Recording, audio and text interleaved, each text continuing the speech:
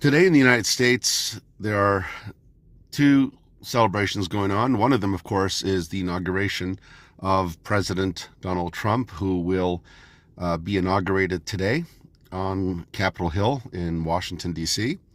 And the other one is that today is also Martin Luther King Jr. Day, a federal holiday that President Ronald Reagan had signed into law in the late 1980s.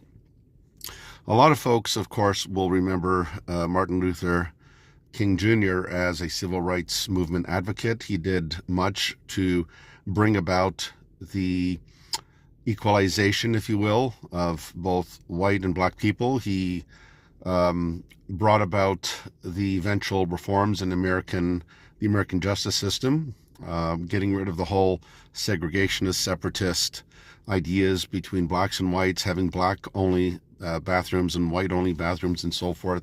And so for that, Dr. Martin Luther King Jr. should be highly commended. However, he was also a Baptist pastor, and he was an ordained minister, obviously, a pastor.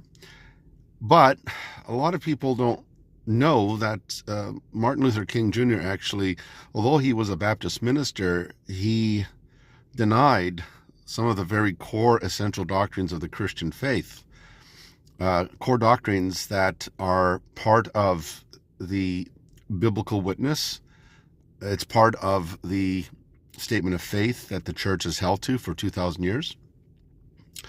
And he believed in certain ideas that were completely foreign to the gospel of Jesus Christ. So among the things that Martin Luther King Jr. denied, he denied the Trinity, the deity of Christ. He denied that Jesus was born of the Virgin Mary. He denied that Christ's death was a atonement that brought about forgiveness of sins and a changed heart and so forth. He denied that idea. He also denied the bodily resurrection of Jesus from the dead.